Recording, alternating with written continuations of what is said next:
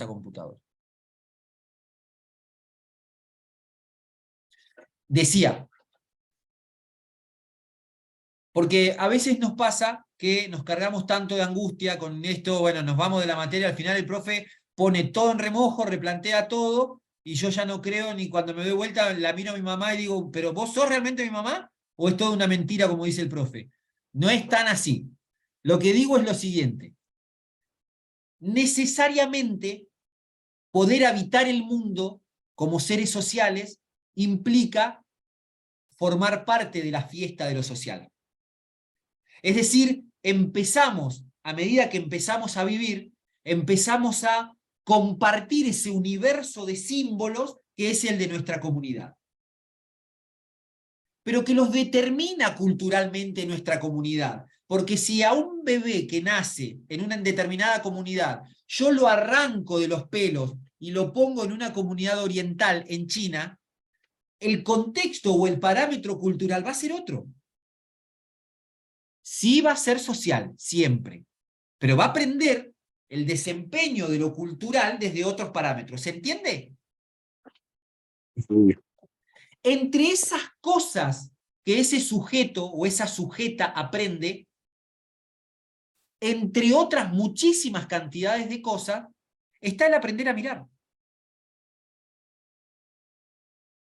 Y digo, en términos burdos, prosaicos, vulgares y comunes, que es el ejemplo más trillado y más común, cuando nosotros vemos una vaca, no vemos en términos generales, digo, ¿no? Como sociedad, no de manera individual, porque yo sé que muchos nos consideramos más cerca de los animales que otros, pero digo, culturalmente la vaca no tiene la misma representación que para las culturas orientales.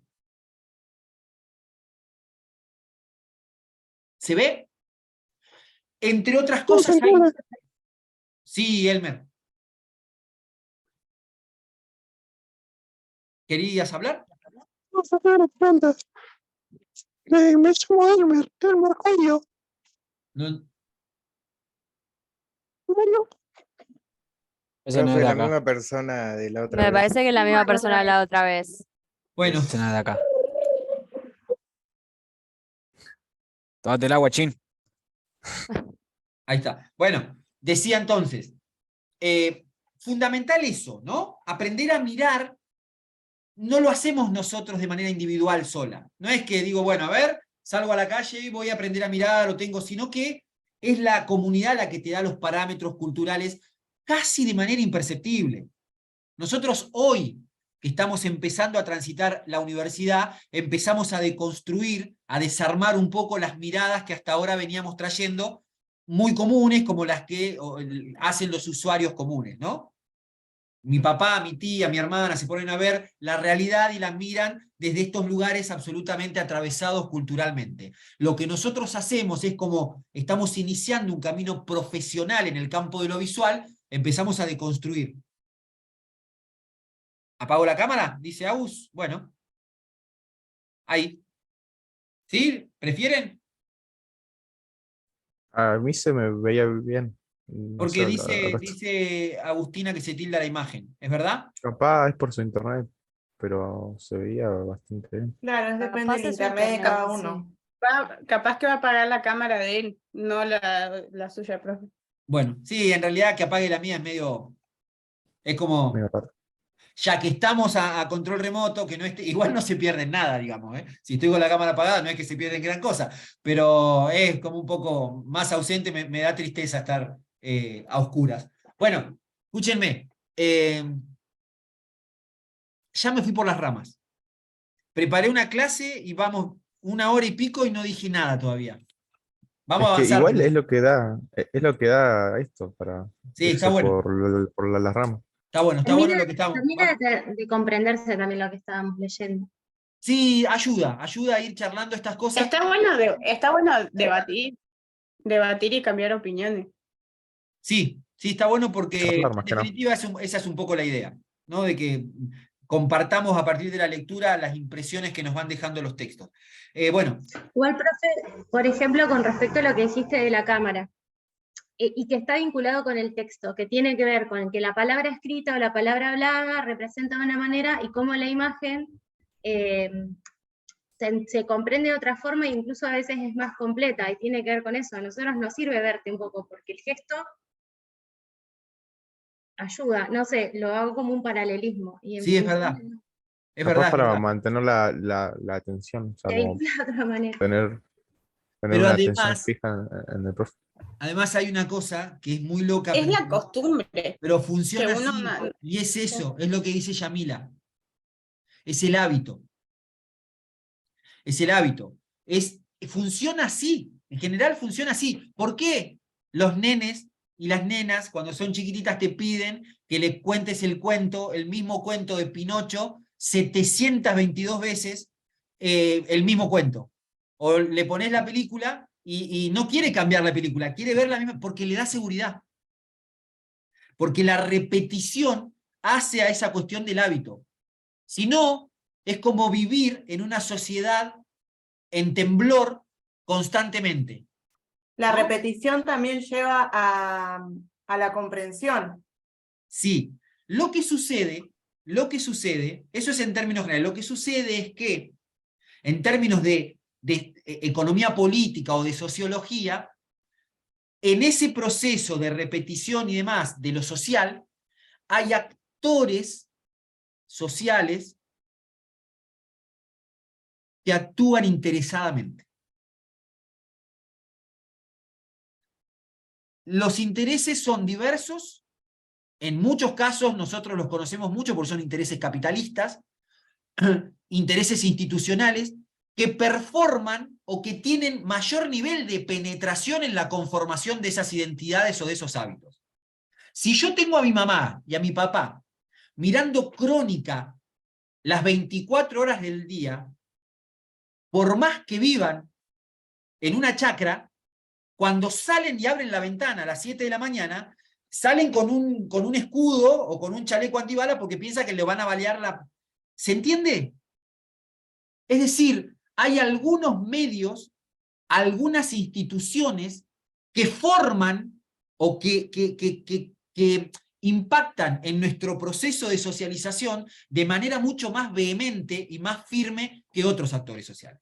Nosotros, por ejemplo, conformamos gran parte de nuestra opinión a partir de nuestros grupos cercanos, ¿no? De la gente con la que compartimos, de la gente a la cual nosotros le consideramos bastante ascendencia sobre nosotros, gente que respetamos, etcétera, etcétera, nos condiciona, nos dice, bueno, me interesa la opinión, y en función de eso vamos conformando nuestra mirada. Pero de vuelta me fui. Volvamos. Tiene que ver con conceder esa legitimidad a las instituciones y a los medios, ¿no?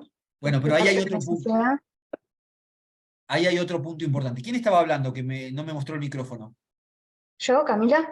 Camila, me pasó esto, Camila. Pasa esto que vos decís. Lo que sucede es que vos incorporás un concepto que es fundamental, que es el de hegemonía.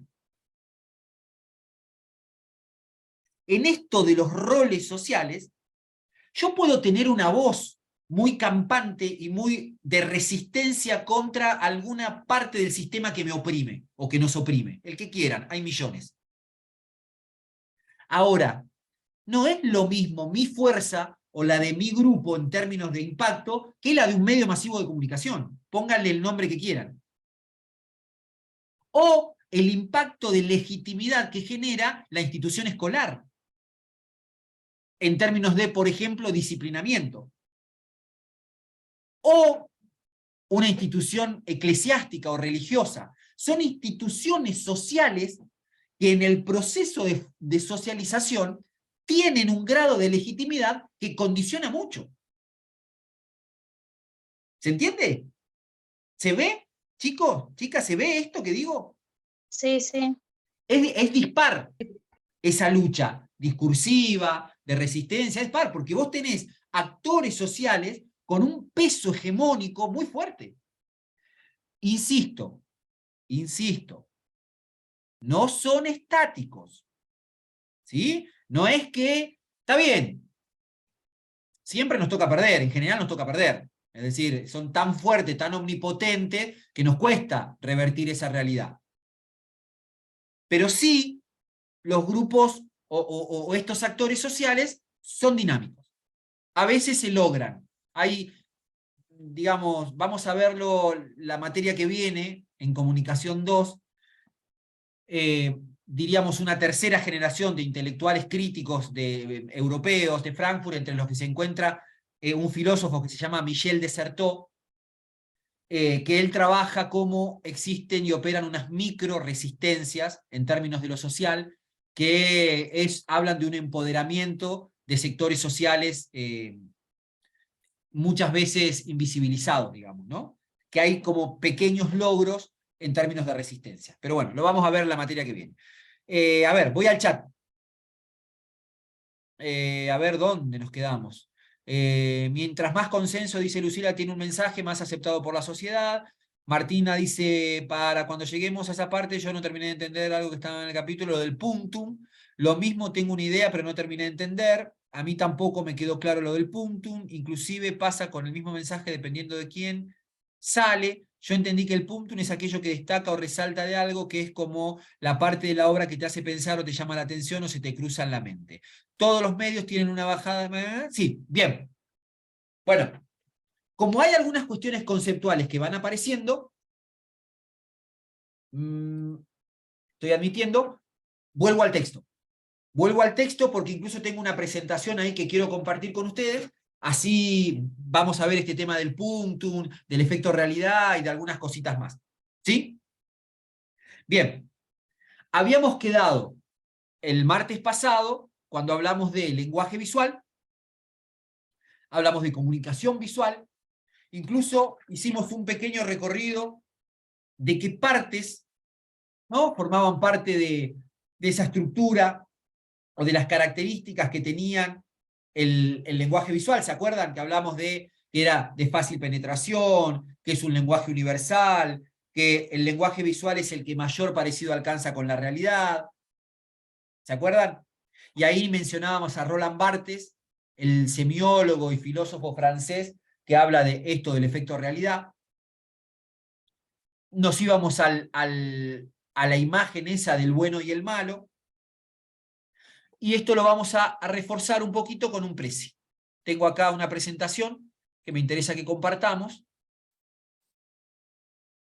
Miren, esperen que voy acá, aunque sea como para ver algo distinto, ¿no? Compartir pantalla. ¿Se ve ahí? Sí. Sí, pero. Bueno, Sí, se ve. Sí. genérico. La palabra signo. Tal como lo decíamos, la palabra signo en principio tiene su origen en la lingüística, sobre todo en un autor suizo, ginebrino de Ginebra, que se llamaba Ferdinand de Saussure, que él va en su libro famoso, que es un curso de lingüística, él incorpora por primera vez la palabra signo. O por lo menos le da forma, le da entidad a la palabra signo, ¿no? Entendida como, y ahí está, cualquier entidad que remita a otra, a través de un código, representan a otras, en este caso puntualmente mediante el lenguaje visual. Por ejemplo, una foto.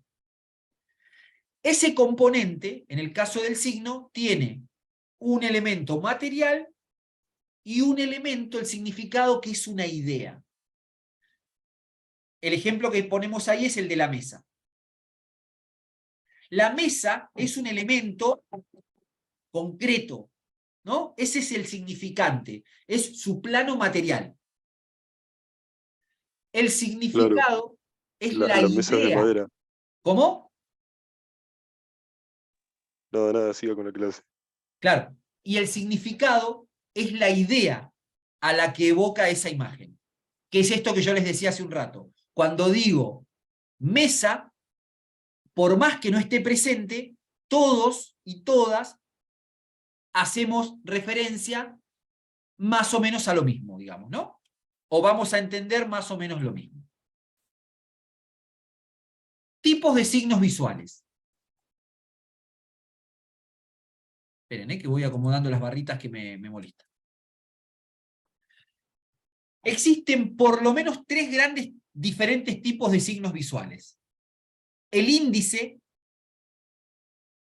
es aquel que se refiere a su objeto por estar ligado a él. Sugieren una realidad. Por ejemplo, una huella en la nieve o en la arena sugiere o nos da la idea de que alguien pasó por ahí. Eso es un índice.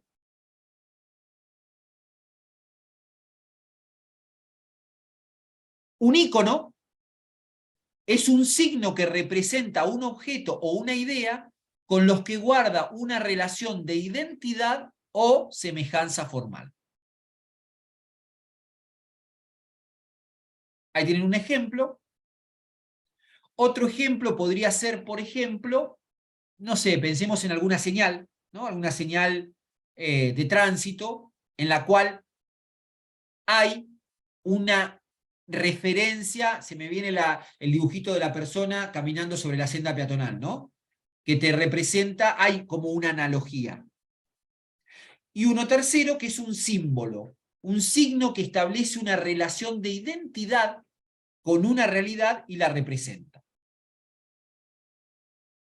Son por lo menos detalles como para poder seguir avanzando. ¿Qué hay entre imagen y realidad?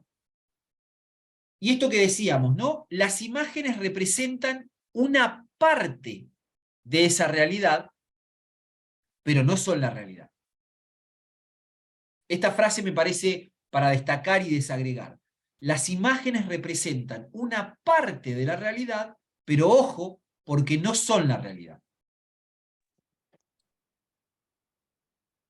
Referente es el objeto que pertenece a la realidad a que la imagen se refiere. El referente es concretamente esa parte material, es ese objeto que la imagen está reflejando.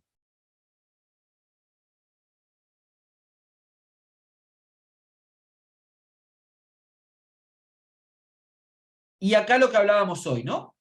Los grados de iconicidad. El grado de iconicidad de una imagen se distingue según su parecido por la realidad.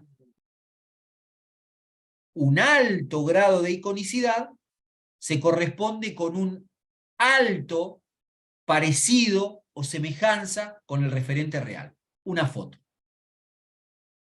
Un bajo grado de iconicidad se parece poco a su referente real, pero guarda alguna similitud. Bueno, y después hay una pseudo clasificación más técnica ahí, ¿no? Entre los tipos de iconicidad.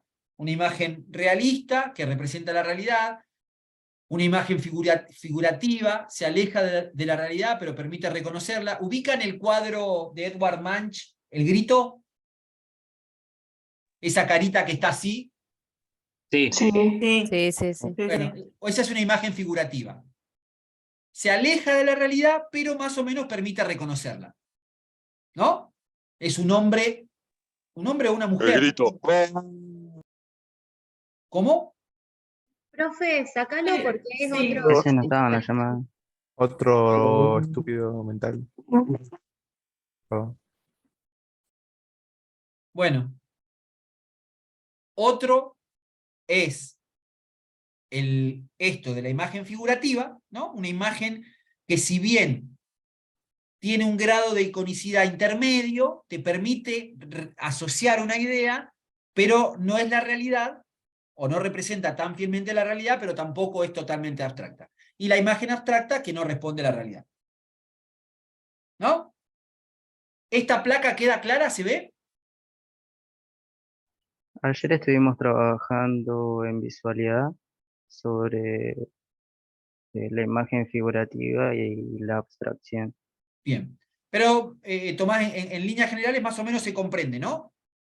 Sí, profe. Sí. Yo quería preguntarle, o sea, no preguntarle, sino hacer una referencia a algo que estaba en el capítulo 1, que decía, por ejemplo, que había una manzana, que era como el dibujo, que decía que ese tenía un grado de iconocidad como mejor que, por ejemplo, una manzana con el contraste alto, que se veía como el contorno, o sea, no se alcanzaba a ver por completo la manzana, sino que se veía como la sombra.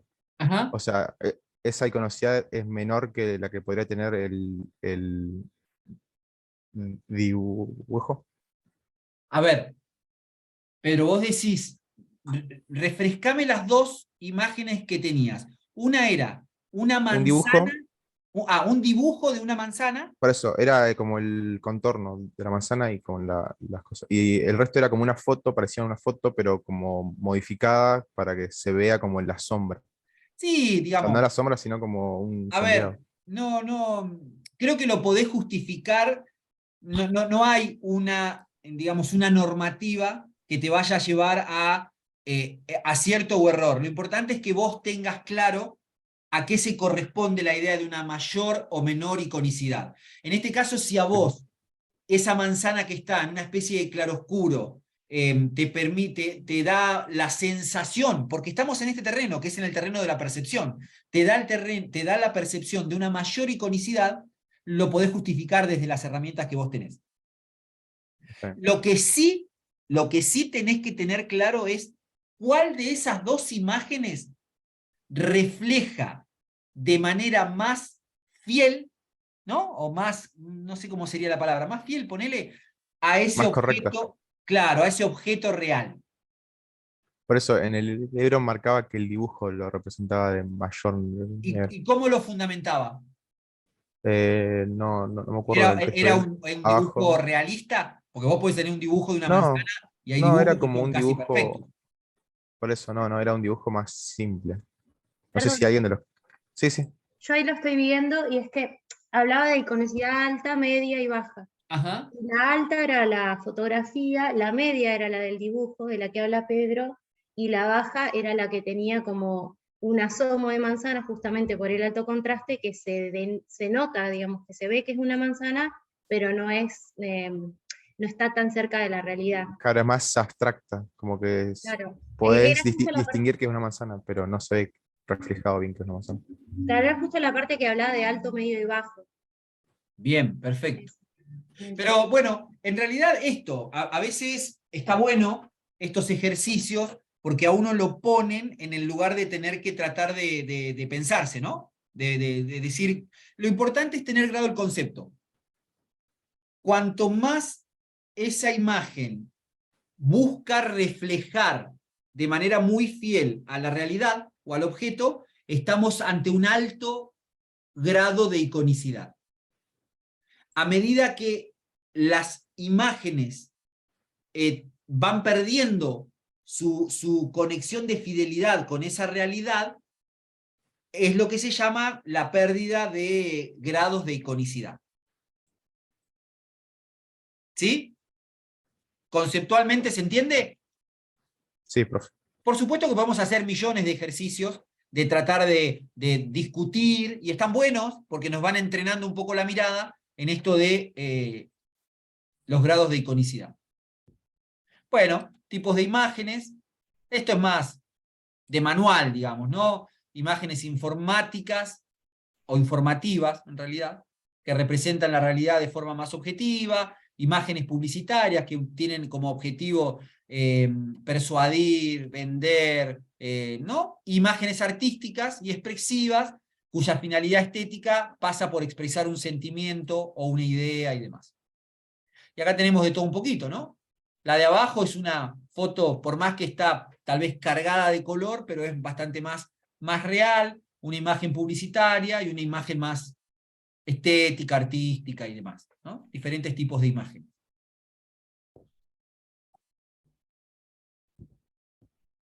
Bueno. Más que nada, a modo de un acercamiento a ese universo de lo semiótico. Si vuelvo para atrás, 2 minutos, tengo en sala de espera. Vuelvo para atrás 1 minuto, muchas de estas cosas las vamos a fortalecer, a reflotar en Comunicación 2, que es Teorías de la Comunicación y de la Información, pero sí me interesa destacar o detenernos en la palabra signo. Nosotros acá lo vemos en términos de lo visual, pero el signo en general,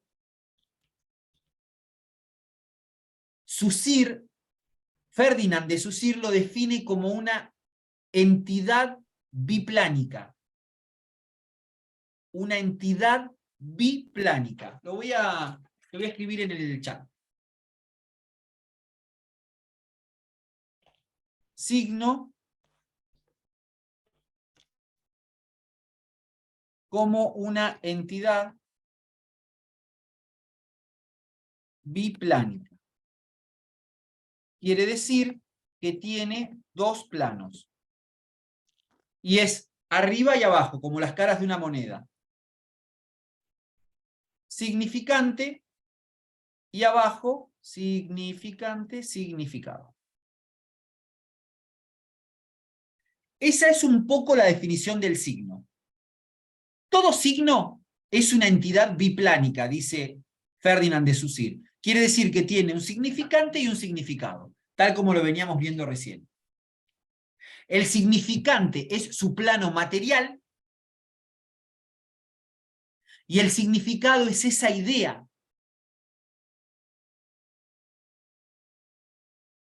Es esa idea a partir de la cual nosotros comprendemos ese signo.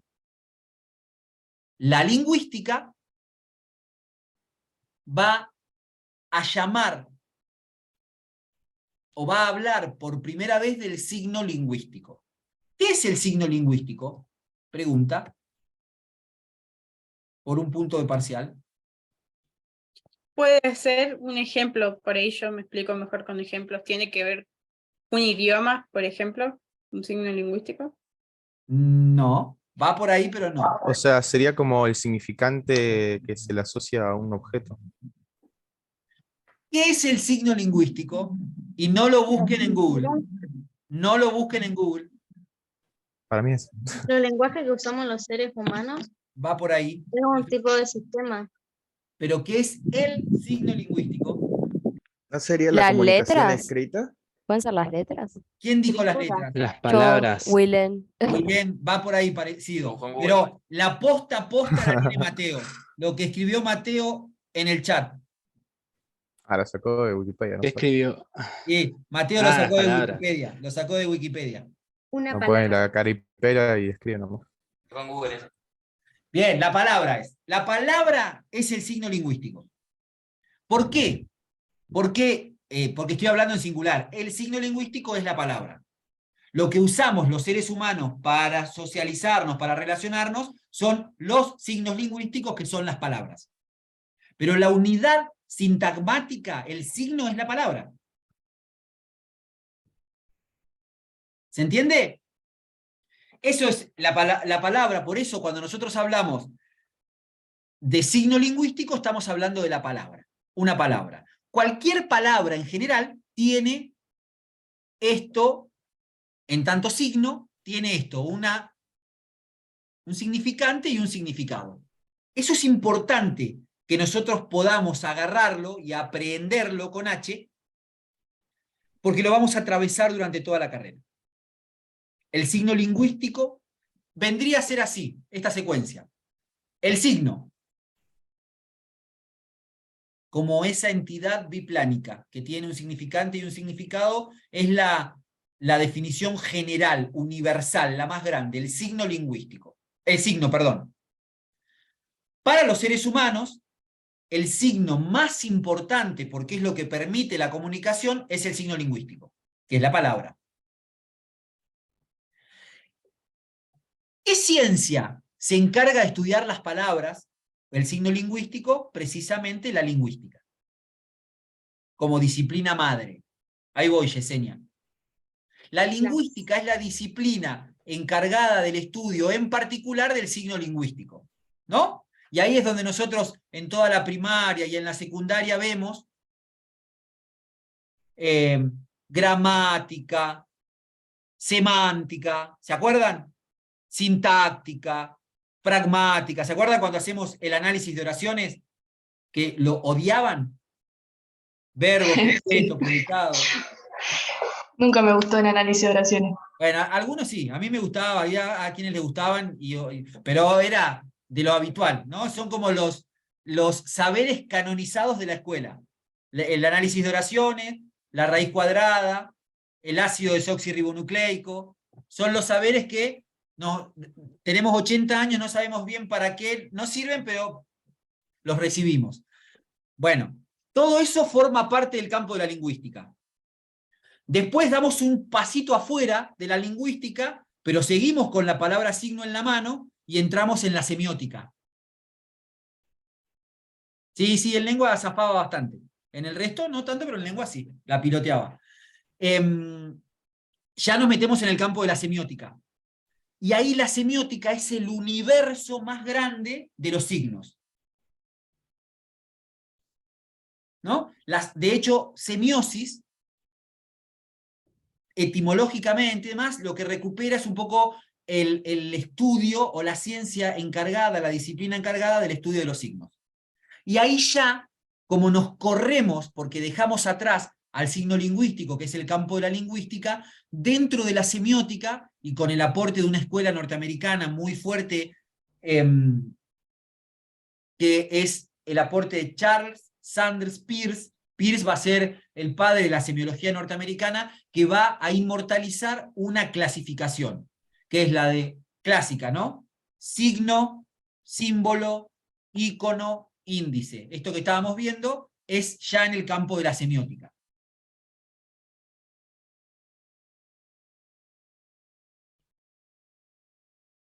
Y en ese contexto es donde entran los signos visuales, o el lenguaje visual como ese medio de comunicación para poder vincularnos.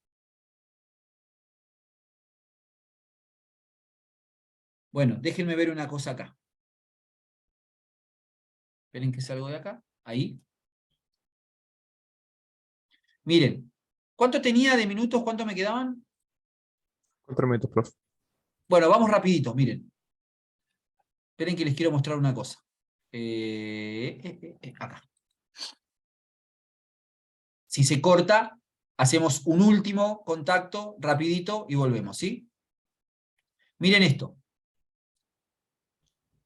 Existen 3 tipos de elementos visuales. Es más de refuerzo, ¿no? Huella o señal, ícono o símbolo.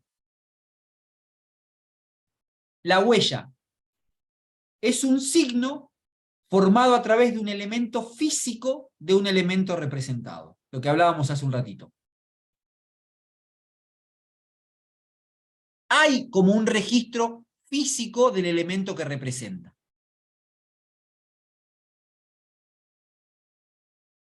El ícono es un signo en el cual el significado permanece conectado con el significante en algún punto.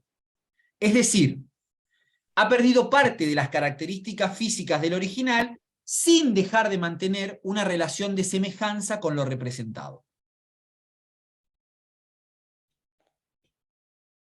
Es más por asociación que por grado de iconicidad en el icono, ¿no? Y el símbolo es un signo que ha perdido por completo las características del original, de tal manera que la realidad se representa en virtud de algunos rasgos que se asocian con esta por una convención socialmente aceptada. Esto que decíamos, el símbolo de la paz, la paloma. ¿Qué tiene que ver la paloma con la paz? Nada. Pero sin embargo, en nuestra comunidad, culturalmente, nos damos la mano y nos ponemos de acuerdo en que el blanco y la paloma la vamos a asociar a una idea de paz. Por eso fíjense que dice que no tiene ningún tipo de vinculación con el original, con la idea a la que quiero reflejar. Pero nos ponemos de acuerdo en nuestra comunidad de hablantes de que cuando veamos